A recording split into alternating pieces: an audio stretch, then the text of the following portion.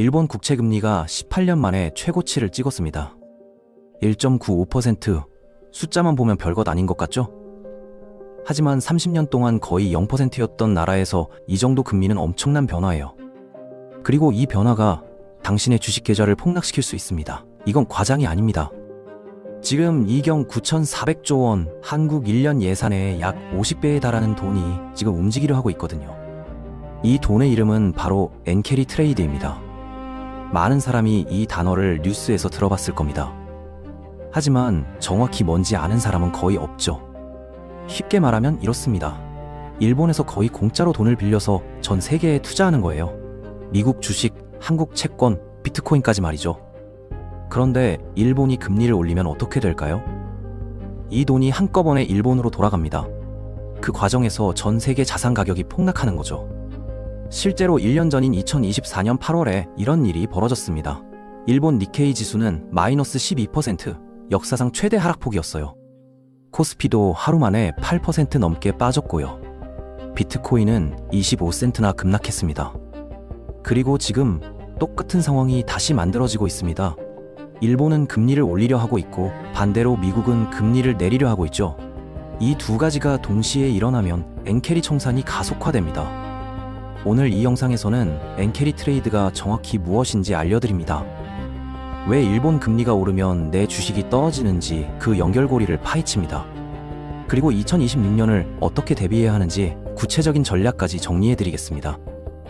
끝까지 시청하시면 뉴스에서 엔캐리 청산이라는 말이 나올 때 무엇을 해야 하는지 정확히 알게 되실 거예요. 알겠돈? 일본 하면 무엇이 떠오르시나요? 초밥, 애니메이션, 온천. 그리고 경제를 아는 사람이라면 하나 더 떠올릴 겁니다. 바로 제로금리입니다.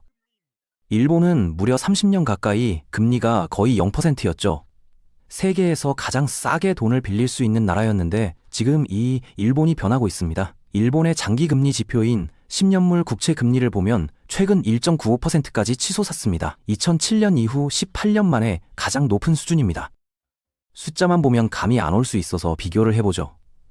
2016년 일본 10년물 국채 금리는 마이너스 0.3%습니다. 돈을 빌려주면서 오히려 이자를 내야 했던 시절이 있었는데 그때와 비교하면 지금은 완전히 다른 세상입니다. 단기금리도 마찬가지예요. 일본은행은 올해 1월에 기준금리를 0.5% 올렸습니다. 이게 17년 만에 가장 높은 수준이었고 리먼 브러더스 직후인 2008년 10월 이후 처음이었죠. 그리고 지금 일본은행은 또 한 번 금리를 올리려 하고 있습니다. 우에다 가즈오 일본은행 총재가 최근 중요한 발언을 했습니다. 기준금리를 0.75%까지 인상하는 방안을 검토 중이라고요. 시장에서는 12월 금리 인상 가능성을 80%로 보고 있는데 만약 0.75%로 오르면 어떻게 될까요? 30년 만에 가장 높은 금리가 됩니다. 1995년 이후 처음으로 0.5% 벽을 넘어서는 역사적인 사건이 되는 거죠. 왜 일본은 갑자기 금리를 올리는 걸까요? 가장 큰 이유는 물가입니다. 일본은 오랫동안 디플레이션에 시달렸습니다. 물가가 안 오르니까 금리도 올릴 수가 없었죠. 그런데 최근 상황이 달라져서 일본의 소비자 물가 상승률이 2%를 넘어섰습니다. 일본 은행이 목표로 하는 수준을 초과한 겁니다. 게다가 엔화화 약세로 문제입니다. 달러 대비 엔화 환율이 한때 155엔대까지 떨어졌는데 엔화 가치가 낮아지면 수입 물가가 오릅니다. 일본 국민들의 생활비 부담이 커지는 거죠. 우에다 총재는 수입 물가 인상이 소비자 물가 상승 요인으로 작용하고 있다고 말했습니다. 엔화 약세를 더 이상 방치할 수 없다는 신호였습니다. 정치적 환경도 바뀌었는데 다카이치 사나에 총리는 원래 금리 인상에 부정적이었습니다. 아베노믹스를 계승하는 인물이었으니까요. 아베노믹스의 핵심은 저금리와 돈풀기였는데 최근 다카이치 총리가 우에다 총재를 만났습니다. 회담 후 우에다 총재는 총리가 금융 정상화 정책을 이해한 것으로 보인다고 말했죠. 새 정부가 금리 인상에 사실상 동의한 겁니다. 이제 일본은행 앞에 남은 건 시기 선택뿐입니다. 일본은행 정책위원 9명 중 매파 성향위원이 늘어나고 있습니다. 매파란 금리 인상을 선호하는 쪽을 말하죠. 이미 2명의 위원이 0.75% 인상을 주장했고 2명이 더 가세할 가능성이 높아지고 있습니다. 일본 금리 인상은 이제 기정사실로 받아들여지고 있는데 문제는 그 속도입니다. 너무 빠르면 시장에 충격을 줄 수 있습니다. 일본은행도 이걸 알고 있어서 미리 신호를 보내고 있는 거죠. 하지만 시장은 이미 반응하기 시작했습니다. 우에다 총재가 금리 인상을 시사한 다음 날 미국 10년물 국채금리가 4.9%까지 올랐습니다. 뉴욕 증시 3대 지수는 일제히 하락했고 비트코인도 84,000달러 밑으로 떨어졌습니다. 일본 은행 총재의 발언 하나가 전 세계 금융시장을 흔든 겁니다. 30년간 잠들어 있던 거인이 깨어나고 있습니다. 그리고 이 거인이 움직이면 전 세계가 흔들립니다. 그 이유를 이해하려면 먼저 엔캐리 트레이드가 뭔지 알아야 합니다. 엔캐리 트레이드, 이름부터 어렵게 느껴지지만 원리는 생각보다 단순합니다. 쉬운 예시로 시작해보죠. 친구가 한 명 있습니다. 이 친구는 돈이 많고 인심도 좋아서 돈을 빌려달라고 하면 이자 거의 없이 빌려줍니다. 연 0.5%만 내면 됩니다. 그런데 은행 적금 금리는 5%입니다. 어떤 생각이 드시나요? 친구한테 1억을 빌려서 이자로 1년에 50만 원만 내면 되죠. 이 돈을 은행에 넣습니다. 1년 후 500만 원의 이자를 받습니다.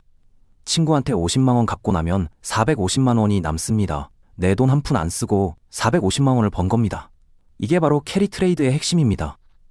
금리가 낮은 곳에서 돈을 빌려서 금리가 높은 곳에 투자하는 거죠. 그 차이만큼 수익을 얻는 전략입니다. 그럼 왜 하필 엔화일까요?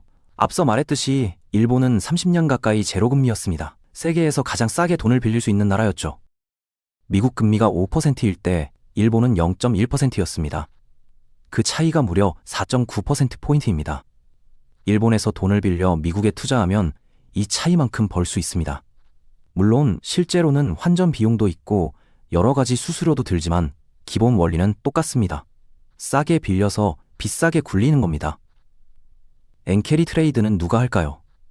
크게 세 부류가 있는데 첫 번째는 글로벌 헤지 펀드입니다.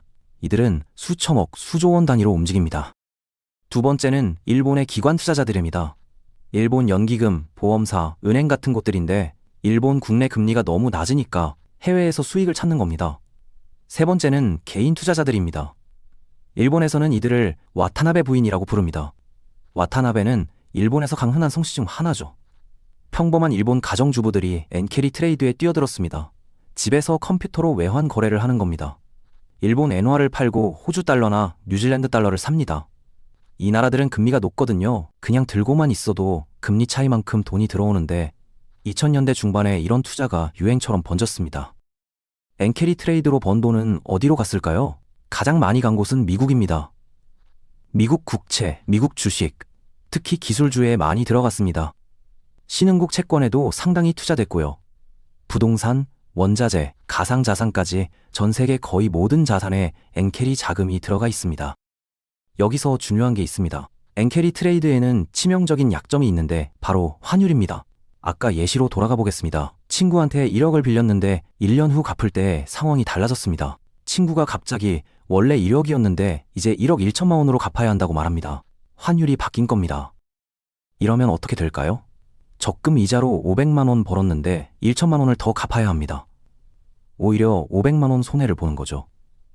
엔캐리 트레이드도 마찬가지입니다. 엔화를 빌릴 때와 갚을 때 환율이 달라지면 문제가 생깁니다. 엔화 가치가 떨어지면 좋습니다.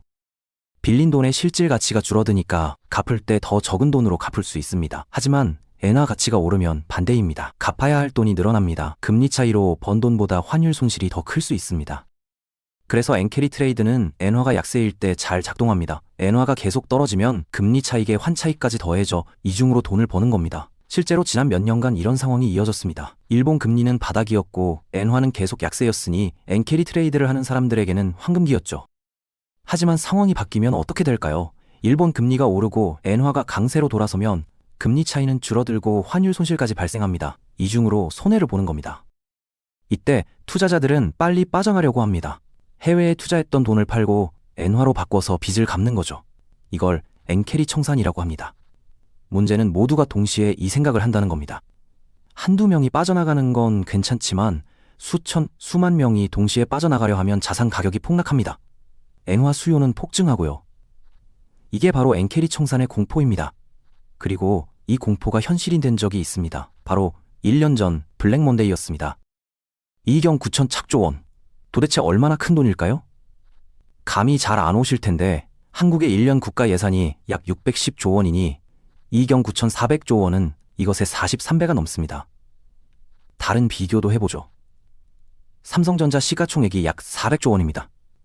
이경 9,400조 원이면 삼성전자를 73개나 살 수 있습니다. 전 세계의 금시장 전체 규모가 약 15조 달러인데 엔켈이 자금은 이것보다 더 큽니다. 이 숫자는 도이체방크가 추산한 수치로 일본 정부와 민간기관 자산을 모두 포함한 겁니다. 물론 추산 방식에 따라 10조 달러에서 20조 달러 이상까지 의견이 갈리지만 최소 수천조 원 규모라는 데는 이견이 없습니다. 어마어마한 돈이 전 세계에 퍼져 있는 겁니다. 이 돈은 정확히 어디에 있을까요?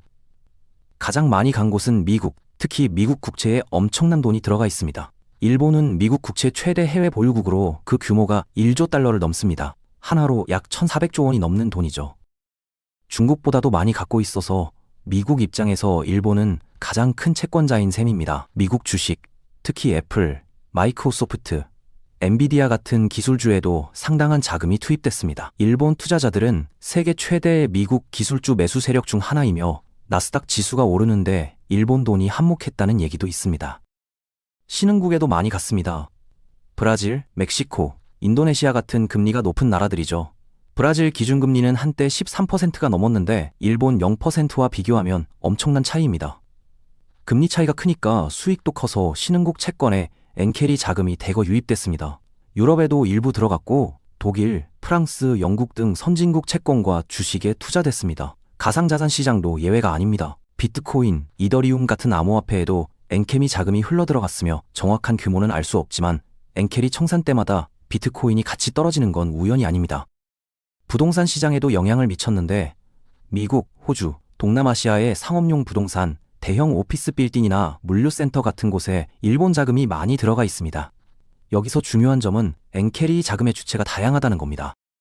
첫 번째 주체는 일본 정부와 중앙은행으로 양적 완화 정책으로 푼 돈 중 상당 부분이 해외로 나갔습니다. 두 번째는 일본 기관 투자자인 연기금, 보험사, 은행들입니다. 특히 일본 연기금인 GPIF는 세계 최대 규모로 운용자산이 2,200조 원이 넘으며 이 중 절반 가까이가 해외 주식과 채권에 투자돼 있습니다. 세 번째 주체는 일본 민간은행들입니다. 일본 3대 메가뱅크의 해외 대출 규모만 수천억 달러입니다. 네 번째 주체는 개인 투자자들인 와타나베 부인들이죠. 이렇게 다양한 주체들이 전 세계에 돈을 뿌려넣는데 문제는 이 돈이 한꺼번에 돌아오려 할 때입니다. 이경 9,400조 원이 동시에 움직이면 전 세계 금융시장이 요동칩니다. 자산을 팔려는 사람은 많은데 사려는 사람은 없으니까 가격이 폭락하는 거죠. 동시에 엔화를 사려는 수요가 폭증해 엔화 가치가 급등합니다. 그러면 아직 청산 안 한 사람들도 손실이 커져 서둘러 청산하려고 하는 악순환이 시작됩니다. 이론적으로는 이렇지만 실제로 이런 일이 벌어진 적이 있을까요? 있습니다. 불과 1년 전의 일입니다. 2024년 8월 5일 월요일 아침에 전 세계 투자자들은 악몽을 경험했습니다. 일본 도쿄증권 거래소가 개장하자마자 주가가 곤두박질 쳤고 니케이 225 지수가 하루 만에 12.4% 폭락했습니다. 역사상 최대 하락폭으로 1987년 블랙먼데이 때보다 더 많이 떨어진 겁니다. 한국 코스피도 8.77% 급락해 2400선이 무너졌고 대만 가권지수도 8.4% 하락하며 서킹 브레이커가 발동됐습니다. 아시아 시장 전체가 패닉에 빠졌고 유럽도 마찬가지였습니다. 독일 DAX 지수와 프랑스 CAC4 모두 하락했습니다. 미국은 시차 때문에 나중에 개장했는데 결과는 예상대로 다우존스 지수가 1000포인트 넘게 폭락했습니다. 나스닥은 3.4% 하락했고요. 가상자산 시장은 더 처참해서 비트코인이 하루 만에 25% 급락해 5만 달러대까지 떨어졌습니다. 이더리움도 20% 넘게 하락했고 수많은 알트코인들이 반토막 났습니다. 전 세계에서 하루 만에 수조 달러가 증발한 겁니다. 도대체 무슨 일이 있었던 걸까요? 방아쇠를 당긴 건 일본이었습니다. 2024년 7월 31일 일본은행이 금리를 0.1%에서 0.25%로 고작 0.15%포인트 올렸을 뿐인데 시장의 반응은 달랐습니다. 일본은행이 본격적인 금리 인상 사이클에 들어갔다는 신호로 받아들인 겁니다. 동시에 미국에서도 8월 1일 발표된 고용지표가 예상보다 훨씬 나빠 경기 침체 우려가 커졌습니다. 일본은 금리를 올리고 미국은 금리를 내릴 것 같은 상황, 이건 엔캐리 트레이드의 치명적인 조합이었습니다. 엔캐리 트레이드는 금리 차이로 수익을 내는데 일본 금리가 오르면 빌리는 비용이 늘어나고 미국 금리가 내리면 투자 수익이 줄어듭니다. 양쪽에서 수익이 깎이는 겁니다. 게다가 환율까지 문제여서 일본 금리가 오르자 엔화 가치도 급등했습니다. 한 달 만에 엔화 가치가 12% 가까이 오르니 엔캐리 트레이드를 한 사람들에게는 재앙이었습니다. 금리 차이 수익은 줄어드는데 환율 손실까지 발생하니 더 이상 버틸 이유가 없었던 거죠. 다들 빠져나가기 시작했는데 문제는 모두가 동시에 출구로 향했다는 겁니다. 자산 매도가 쏟아지니까 가격이 폭락했습니다. 특히 레버리지를 쓴 투자자들이 큰 타격을 입었습니다. 엔캐리 트레이드 자체가 빌린 돈으로 하는 투자인데 여기에 추가로 레버리지까지 쓴 사람들이 많았고 이들이 마진콜을 받아 강제 청산이 연쇄적으로 일어났습니다. 블랙 먼데이의 교훈은 엔캐리 청산의 파괴력이 상상 이상이라는 점, 속도가 너무 빨라 시장이 패닉에 빠진다는 점, 그리고 일본에 투자한 적 없어도 전 세계가 연결돼 있어 아무도 안전하지 않다는 점입니다. 다행히 블랙 먼데이의 충격은 오래가지 않아 며칠 만에 시장이 반등했지만 경고음은 울렸습니다. 엔캐리 청산이 본격화되면 어떤 일이 벌어지는지 맛본 거죠. 그리고 지금 비슷한 상황이 다시 만들어지고 있습니다. 엔캐리 청산은 갑자기 누군가가 버튼을 누르는 게 아니라 서서히 그러다가 갑자기 일어납니다. 청산의 메커니즘을 이해하려면 먼저 트리거를 알아야 하는데 가장 강력한 트리거는 금리 변화입니다. 일본 금리가 오르거나 투자처 금리가 내리면 양쪽에서 압박이 옵니다. 트리거가 당겨지면 1단계로 헤지 펀드들이 먼저 움직여 대규모 자금이 조용히 빠져나갑니다. 2단계는 신호 확산으로 엔화 환율이 조금씩 오르고 뉴스에 엔캐리 청산이 등장합니다. 3단계는 기관 투자자의 움직임으로 일본 보험사나 연기금이 해외 자산을 줄이기 시작합니다. 4단계는 임계점으로 심리적 마지노선이 무너져 개인들도 빠져나가야 한다고 생각합니다. 5단계는 패닉 청산으로 모두가 동시에 팔려고 해 가격이 폭락합니다. 마지막 6단계는 연쇄 반응으로 한 시장의 폭락이 다른 시장으로 전염되고 레버리지 효과로 인한 마진콜과 강제 청산이 도미노처럼 일어납니다. 그럼 지금 상황은 어떨까요?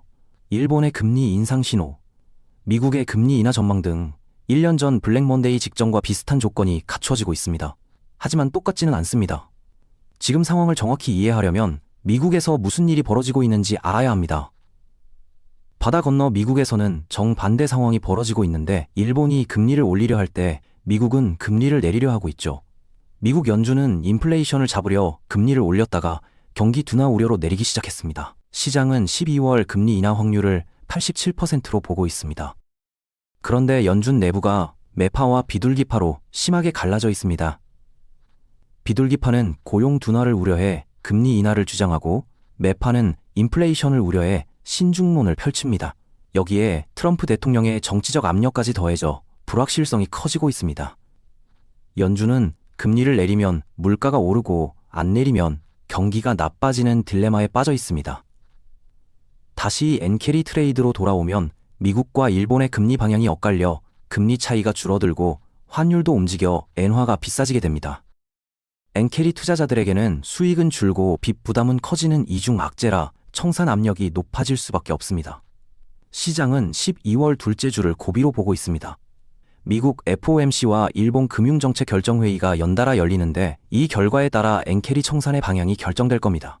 최악의 시나리오는 금리 차이가 급격히 줄어든다는 신호가 나오는 겁니다. 이 불확실성이 한국에도 직접적인 영향을 미치는데 미국과 일본이라는 고래가 싸우면 한국이라는 새우가 피해를 봅니다. 한국이 받는 피해 경로는 다양합니다. 첫째, 환율입니다.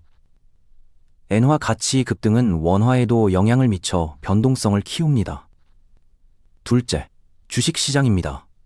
외국인 자금 중 상당 부분이 엔캐리 자금과 연결돼 있어 위험 자산에서 돈이 빠지면 삼성전자 같은 대형주부터 매도합니다.